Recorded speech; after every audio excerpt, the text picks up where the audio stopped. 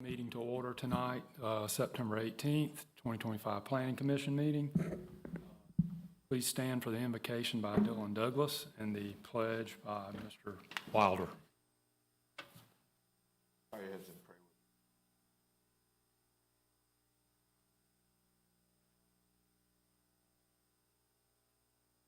with me. Pray. God, recovery to all. Offer guidance, national leaders.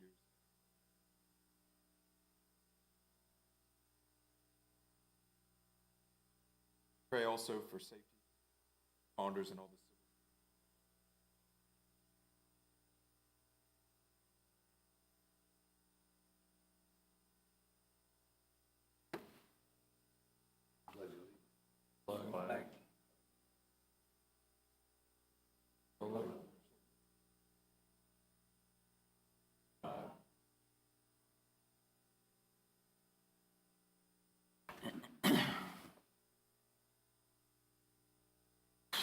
Okay, we do have a quorum with one absent.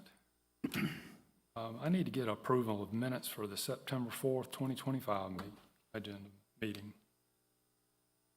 Mr. Chairman, I make a motion to approve the previous meeting.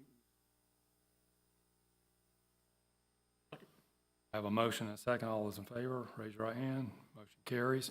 I need approval of the agenda this evening.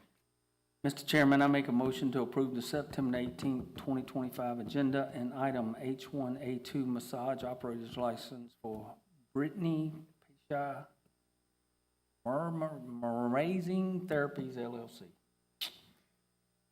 Whatever. I have a motion and a second. All those in favor, raise your right hand. Motion carries. Before we begin, I'd like to take a moment to clarify that the Planning Commission is a recommending body, the Columbia County Board of Commissioners. Decisions made on rezoning and variance requests tonight will be forwarded to the Commissioners for final action on October 7th, 2025. If you wish to address the Board of Commissioners at their meeting, please see Ms. Mixon. To obtain a request to speak form, any request with a public hearing will have a minimum of 10 minutes permitted per side for the presentations of opinions, data, and evidence by proponents or opponents of a request. The applicant will be allowed to speak first, and any member of the public may speak after. Either side may cede their time during the hearing if they so desire. And we're getting into the debate agenda, new business, massage operator's license. Will?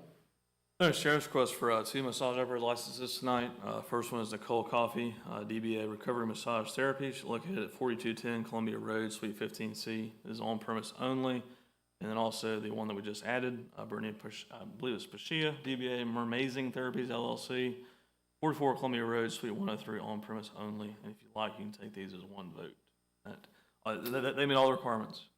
That includes staff recommendation. Very good, Will. Thank you. Do I have a motion?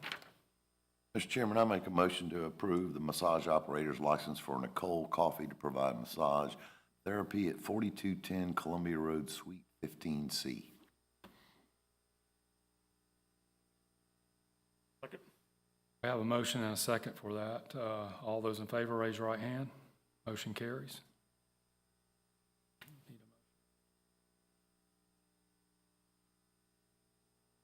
You go over the H1A2? Yep. I did them both at once. Oh, Okay, yeah, go ahead. Mr. Chairman, I make a motion to approve the massage operator's license for Brittany Pesha, DBA Mermazing Therapies LLC, 4434 Columbia Road, Suite 103, on-premise only. Second. I have a motion and a second. All those in favor, raise your right hand. Motion carries. Getting into the public hearing, we have H1B1, variance 250904. Dylan? Yes, sir. As you said, this is an application for a variance to rear setbacks existing structure at 613 Apostolic Drive. Shows the location and zoning of the parcel. It's zoned R1. As you can see here, the property surrounding this parcel is all colored zoned property. It makes use of an access easement across neighboring private property. That's significant in just discuss a little bit. And the location of this property is off of Apostolic. It has an Apostolic Drive address, but it's off Apostolic Lane, just south of the major roadway pictured here, Wrightsboro Road. And this is an aerial view of the property. The structure in question is kind of in the lower right corner of the property, as you can see there. The applicants have been seeking property with ancillary dwelling for the past couple years. The parents of one of the applicants are aging, and they're looking to kind of consolidate their space. They both are Columbia County residents, but they want to be closer to one another, maintaining the aging parents' independence while also being in close proximity just in case any kind of intervention or emergency, should happen. However, the issue is, as we discussed previously, this property is surrounded on all sides by neighboring private property. That means that there are slightly larger than normal setbacks, 25 feet along all of their lot lines. And as you can probably tell from this aerial, that ancillary structure on the property is within those setbacks. Site survey showing just that. The ancillary dwelling is about 7.5 feet, a little bit less than that from the nearest neighboring lot line. And they are proposing a small expansion of that ancillary structure as well, shown here. The reason for that, again, is because the intended residents of that ancillary structure are the aging parents of the property owners, applicants. And they are looking to expand the single-level footprint of that ancillary dwelling. Right now, it's 2 stories. However, they're hoping to just expand and offer a few more facilities on the ground level so that those intended residents can make use of all of them there on the ground level without having to go up and down stairs. Best fit for them. Request that. With that request, they have also submitted a letter of support from their neighbors. County reviewing departments have all taken a look at this, the typical ones, stormwater, building standards for fire safety. There have been no glaring issues. Conditions have been offered from building standards to make sure that the structure is not expanded closer to that lot line, basically making that infraction against county code any worse moving forward. And then our office is also offering a condition just explaining that the exception to that setback is strictly for this existing structure and the small expansion. That way other structures in the future don't spring up close to that lot line. Again, they offered a letter of support from their neighbor. Those neighbors have lived there for 7-ish years and apparently have had no issues with this existing ancillary structure that these property owners have kind of inherited from a previous owner. And given that those neighbors are not seeing any issue with the existence of that structure, there are no glaring issues. Staff is recommending approval provided those conditions are complied. Okay, thank you, Dylan. Will the owner or applicant, Kenneth or Delreese Rollerson, like to come forward and speak? Add anything? Do we have any questions? Have any questions? No, we don't have any questions. Any other member of the audience would like to speak against this or in favor? Okay, can I have a motion, please? Mr. Chairman, I recommend to approve with conditions of file VA 250904, variance to reduce rear building setbacks for an existing structure and expansion at 613 Apostolic Drive. I'll second. I have a motion and a second. All those in favor, raise your right hand. Motion carries. Next order of business, file RZ 250907. Danielle? Yes, sir. This is a request for a change of conditions for Tillery Park off Baker Place Road. This change of conditions particularly impacts the portion of the property that is on the west side of Baker Place Road, just south of I-20. It is currently zoned planned residential development, as is the rest of Tillery Park. That zoning was applied in 2020, and there have been multiple revisions to that zoning file since that time. This shows the aerial of the property. It is under construction, so it does not look like this if you've driven down Baker Place Road. looks a little more like this. So this property is under construction for what is known as Section 7 of Tillery Park. And the request is in relation to a condition of the zoning that was applied with that 2020 rezoning to PRD. That condition limited Tillery Park to platting no more than 300 lots until a second full access to either Canterbury Farms Parkway or Wrightsboro Road was provided via public roads. The intended connection, and the one that was shown on the original concept plan, of course, was the connection to Canterbury Farms Parkway, but there was some flexibility written into the condition. At that time, the right-of-way for Canterbury Farms Parkway was not owned by either the developer or the county, so there was some concern that that connection may be difficult to make. That right-of-way is now dedicated to the county, so that concern has been addressed. But there is still this condition related to that road connection actually being developed. Right now, at this time, Tillery Park has final platted sections 1A, 1B, 2, and 3A, so that brings them to 271 lots final platted at this time. They have the remainder of Section 3, which is an additional 37 lots, and Section 7, which is 98 lots, and is the section we're dealing with in particular with the change of conditions, that are under construction, but that are kind of hung up a little bit with this condition, that they can't final plat all of the lots they have under construction under the current condition unless that road connection is made. So this shows the development plan, including the additional property for Tillery Park South. Was a later rezoning file that is being developed by a different developer. That does include a connection to Grenard Street in Canterbury Farms, which will then allow connection through Grenard Street to Canterbury Farms Parkway when it's complete. That connection is not complete at this time and is not dedicated, so it's not currently a public road and does not meet the zoning condition. And then the other connection, of course, is the Canterbury Farms Parkway connection. One of the issues with this is this was Section 4. It does involve a creek crossing. It does require core permitting. One of the previous revisions to the PRD was to modify the street section to try to aid in getting that permit. That permit is not approved at this time, and that is part of why this was not the next section developed with the road connection. Overall, the concern from a staff standpoint is that while the developer has pointed out that the additional land that they're looking at is on the opposite side of Baker Place Road, so it doesn't particularly impact internal traffic flow in Tillery Park, the concern is the impact on the larger traffic network. This connection would provide additional route options, relieve some of the congestion on the parallel roads, which would be Wrightsboro and William Few, and have wider impacts beyond just internal traffic circulation in Tillery Park. Therefore, staff feels this connection's quite important, and we are recommending disapproval of the change of conditions request. Thank you, Danielle. Will the owner applicant of Tillery Park Development LLC would like to come forward and speak on behalf? State your name and address for the Thank you, Mr. Chairman. Jason Winkter with Tillery Park Development and Ivy Development, 672 Industrial Park Drive, Evans. I want to add some information to the staff's report.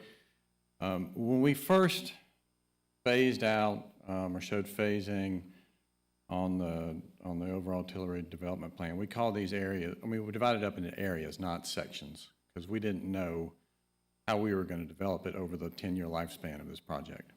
Things changed, things have drastically changed in the economy since 2020, and so have things with the Corps of Engineers permitting process that we have learned over the last couple of years.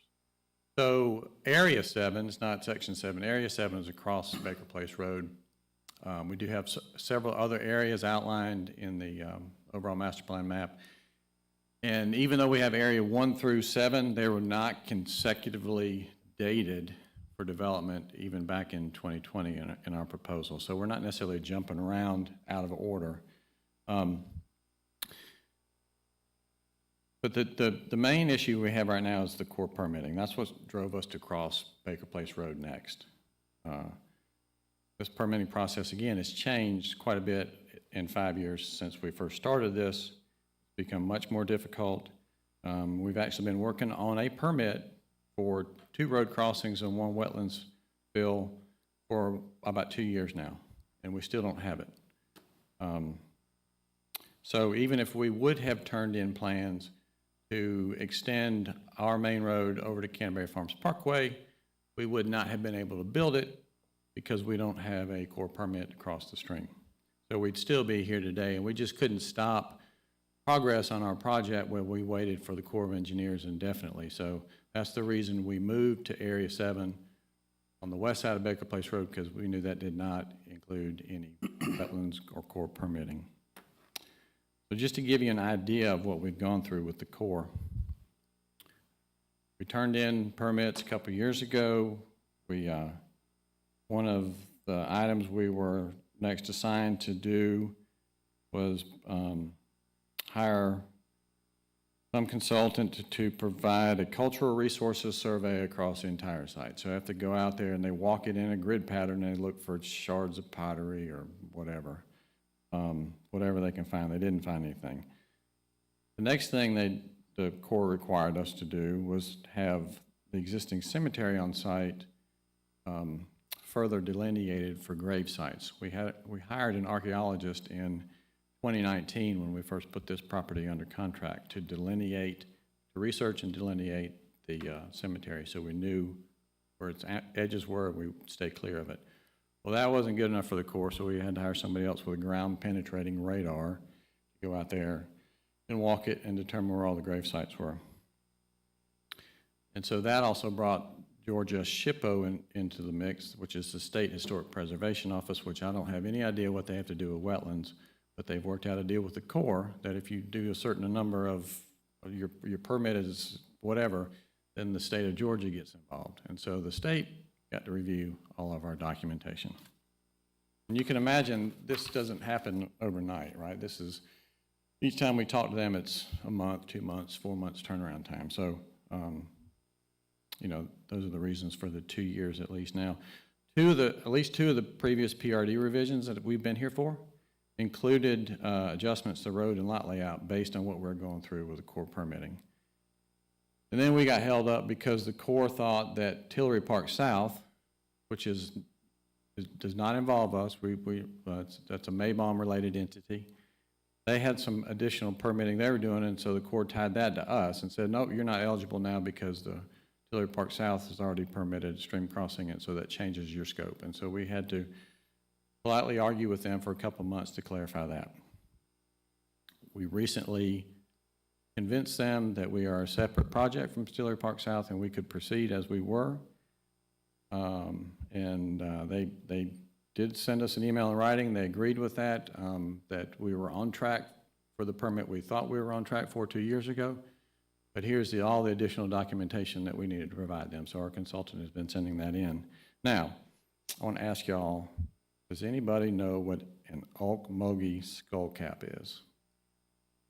I don't either. Until last week, that was the most recent request from the Corps of Engineers. There's an endangered flower named the Ocmulgee skull cap that may grow in hardwood bottoms in our area. So we had to send a consultant back out there to go check all of our wetlands crossings and stream crossings and see if that flower existed, and it did not.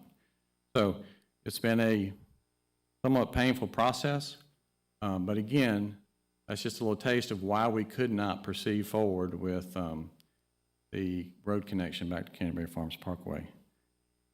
And then Tillery Park South, part of their initial their rezoning, the language included in that approval, did say that once that connection to Grenard Street was made, that satisfied the second road connection. Well, Tillery Park South has been under construction for probably a year and a half. They had issues with their wetlands crossing and permit, which shut them down. They got that worked out, and then they had some other pipe issues. They've got that worked out now, and they are pouring curb and gutter currently, and we expect them to be paving that road really soon. So that connection is to be made shortly in the very near future. And then, we only have 109 houses sold, so we're not anywhere near 300 occupied houses out there. So, the traffic load is a long way from hitting 300. And even if we had a record market for our 98 lots on the west side of Baker Place Road, put them all under contract at one time, moved 98 homeowners in 9 months, that we still think that would be beyond when Tillery Park South makes their connection. So lots of different issues have caused us to jump across the road. So I just want to give you that background. I'm happy to answer any questions because I know that was probably round and round in circles for some of you. I got a question on, when y'all started the development, you didn't reach out to the Corps at that time, knowing that gonna be probably a problem down the road? Well, we identified the crossings, and at that time, the rules were different for the crossings. And so we laid this out under old rules and knew we could permit it fairly easy.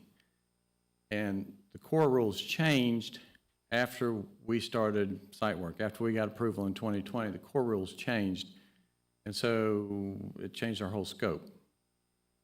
So as soon as we found out the rules changed, we started putting all this, this permit together and submitting it. Okay, thank you. Any more questions? Yeah, the changes happened about, was it because of the administration change possibly? Is that what drove this crazy change from what was fairly workable to almost untenable? Or is that just Corps of Engineers? I think it's the Corps of usual way to deal Engineers with things? the Corps of Engineers that does not answer to anybody, pretty much. I mean, that's our experience. And that's kind of funny, but kind of not. They're real happy to tell you that nobody influences them, that you can get whoever you want to try to call them and speed the process along, but that doesn't change the way they operate. So I don't know, Ms. Waddle, what drove the change in the rules. Costs went up, the impacts that you can make tightened up significantly. I don't know if it was tied to administrative or just The Corps being the Corps. Corps being the Corps. Right. So let me finish up with, because we have received, what we are taking as good news from the Corps of Engineers, that they've agreed with our path forward. We have started the preliminary engineering on Area 4, which will be that connection back to Canterbury Farm. So that will be the next set of development plans that will be coming to the county. But again, until now, there was no reason to produce engineering plans that would just be shelved because, you know, the Corps had not issued a permit. The county wouldn't issue full approval on a site plan or development plan without a Corps permit on those crossings. Has been our experience in the past too. Questions? Okay, thank you. Anyone else here would like to speak in favor? Anyone here would like to speak against? Can I get a motion? Mr. Chairman, I make a motion to recommend disapproval of file RZ 250907, change of conditions for Section 7 of Tillery Park, located off Baker Place Road. I'll second. I have a motion on the floor and second. All those in favor? Motion is for disapproval. Next item on the list, H1B3, rezoning 250908. Dana? Yes, so this is a major revision. Location is 887 Audubon Way, and it's a lot that's 0.37 acres. Current zoning is PUD, and it's an existing vacant residential lot. The request is a revision to increase the height of the retaining walls. This is the location of the lot at the end of a loop road, Audubon Way. This is the zoning, it's PUD, it's all part of the River Island PUD. And here's an aerial of the lot. Here's an oblique view, and it is an area where there's several homes under construction at the moment. Here is the plat of the property with lot 27 in the center. The parcel at the back is 3.69 acres. It's noted as open space, and there won't be any homeowners there, so there'll be no impact to that area.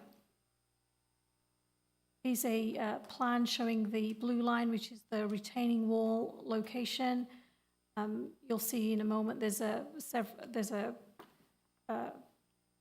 quite a slope to this lot from side to side, and those contour lines are quite faint, but there's about a 14-foot drop from side to side there. Can you go back one? There's a small retaining wall down here, which is maximum 3 feet high. That's allowed anyway. It's the wall on the other side, which is maximum 8 feet high, that requires a PUD revision. Here's some site photographs. This is standing at the top of the Audubon Way, looking down the loop road. That's where the proposed home location will be. This is looking the other way up the road. You can see there's quite a grade change along that street frontage.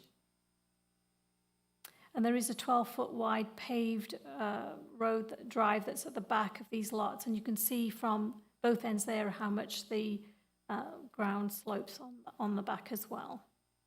Here is the plan and the elevations of the house. It's a two-story house. The plan shows that the garage is located at the back of the site here. We do prefer homes that don't have garage doors at the front, so again, it's a more appealing design for the neighborhood. And the HOA and the Design Review Board have approved the location of this wall. So staff recommends approval. There's an easement encroachment agreement will be required since the wall is in the side setbacks, and the major revision shall allow a total height for the retaining wall and fence of 15. Thank you, Dana. The owner applicant, PDH Builders, would like to come forward and speak. Add anything? Any other member would like to speak in favor of this or against? May I have a motion? Chairman, I make a motion to recommend approval with conditions.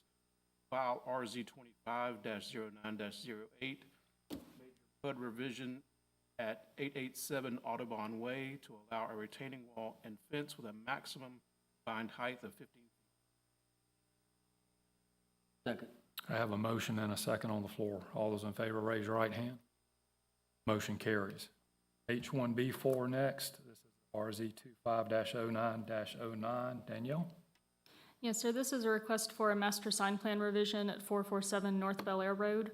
This is the medical office complex here in Evans, off University Parkway and Town Center Drive. And it is currently zone planned unit development and does have an adopted master sign plan that was approved in 2013. That master sign plan allowed for additional freestanding signs on the road frontages. It is a large campus with very long road frontages, so that provides some additional direction to patients seeking care at these facilities. And this shows the aerial with the multiple buildings on the campus. The proposal for the revision is for an additional freestanding sign roughly in this area that's currently grass. You can see in the background one of the directional signs on Bel Air Road that's existing, as well as the medical buildings in the background. So this shows the master sign plan and where it had signs allowed, as well as the overall design of those signs. The purpose for the proposed sign is for the surgery center, which you can see previously had tenant space on the signs. That surgery center has now been taken over by Wellstar instead of Piedmont, so there is a branding issue, and there is some regulations that do require these services to be clearly advertised and tied to the provider. So that is one of the justifications the applicants are using to request the additional sign, is they need to make sure that it's clearly distinguished that the surgery center is now a Wellstar facility and not a Piedmont facility. But you can see there is directional signage on the site for the surgery center, and it does have internal signage directing to that facility as well. So the proposed signage includes refacing the two signs at the back. We're not worried about those. Those are allowed under the existing master sign plan. The portion that we're dealing with is the proposed new freestanding sign on North Bel Air Road. The addition of that sign does require the master sign plan revision.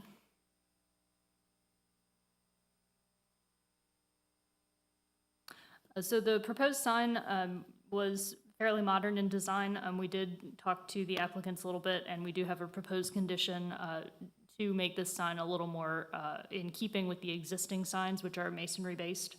So they are going to add brick base and sides to this sign, so it'll coordinate better with the existing freestanding signage.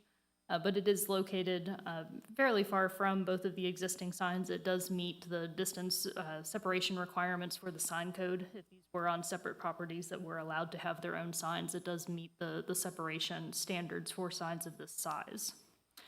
Given that, staff is recommending approval with the condition that the proposed sign be designed as a double-sided brick monument in keeping with the other signs in the master sign plan. The applicants have indicated this is not a problem and have actually already provided a graphic showing that.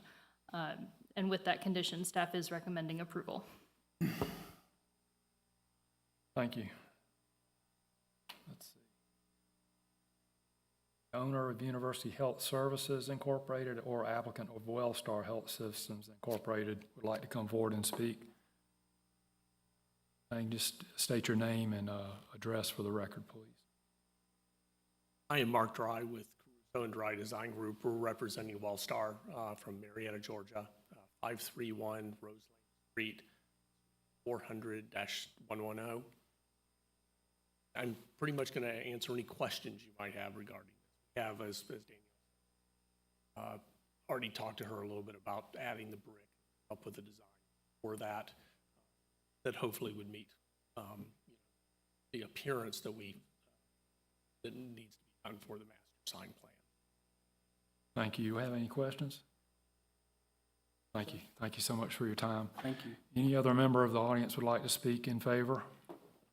Anyone who would like to speak against? May I have a motion? Mr. Chairman, I'd like to make a motion to recommend approval with condition of file RZ 250909, master sign plan revision at 447 North Bel Air Road to allow an additional freestanding sign on North Bel Air Road. Second. I have a motion and a second. All those in favor, raise your right hand. Motion carries. And we do not have our attorney here tonight, correct? Matters tonight. Thank you. And any staff or commissioner comments? Any other public comments or participation? I get a motion for adjournment. Chairman, I make a motion, we adjourn. I have a motion to second. All those in favor, raise your right hand. We are adjourned.